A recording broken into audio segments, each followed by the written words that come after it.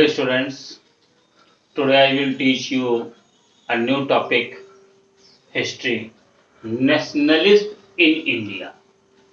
इसके previous lesson में पहले हम लोगों ने नेशनलिज्म इन यूरोप के विषय में पढ़ा था, स्टडी की थी। तो आज नेशनलिज्म इन इंडिया माने भारत में, इंडिया में नेशनलिज्म की स्टार्टिंग कैसे स्टार्ट हुई। तो चलिए आइए देखते हैं। वैसे नेशनलिज्म के इमोशंस हमारे बहुत समय पहले से थे इंडियन कल्चर में, लेकिन धीरे धीरे भारत में, इंडिया में मुगलों का एडमिनिस्ट्रेशन हो गया, फिर ब्रिटिश गवर्नमेंट का हो गया। तो हमें ब्रिटिश गवर्नमेंट के टाइम से कुछ नेशनलिज्म के इमोशंस हमें कहीं ना कहीं दूसरों को और लोगों को देख करके इंस्पायर करते रहे, वहां से स्टार्ट हुआ। In India the growth of modern nationalism is connected to the anti colonial movement. People begin discovering their unity in the process of their struggle with colonialism.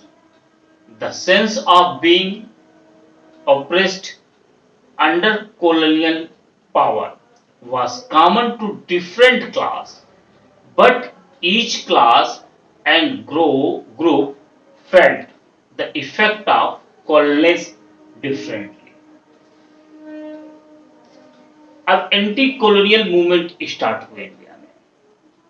First line से ही हमको मालूम हो रहा है कि माने कॉलोनियल टाइम पीरियड था, British government ने यहाँ कॉलोनी बना ली थी, वो यहाँ के रिसोर्सेस का यूटिलाइज करके अपने आप को पावरफुल बना रहे थे। तो उनके अगेंस्ट माने बहुत सारी एंटी कॉलोनियल इमोशंस इंडियन के मन में आ चुके थे और बहुत सारे मूवमेंट स्टार्ट हो चुके थे उनके अगेंस्ट।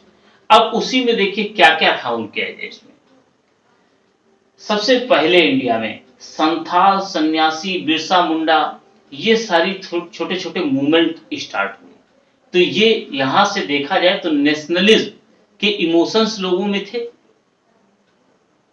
उनके मन में कहीं ना कहीं था नेशनलिज्म के इमोशन। तो वो उनके अगेंस्ट माने रिवॉल्ट कर रहे थे।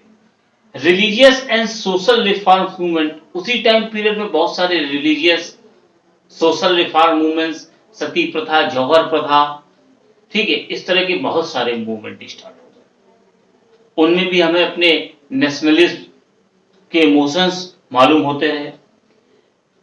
फिर देखिए नेक्स्ट पॉइंट है द इंडियन नेशनल कांग्रेस 1885।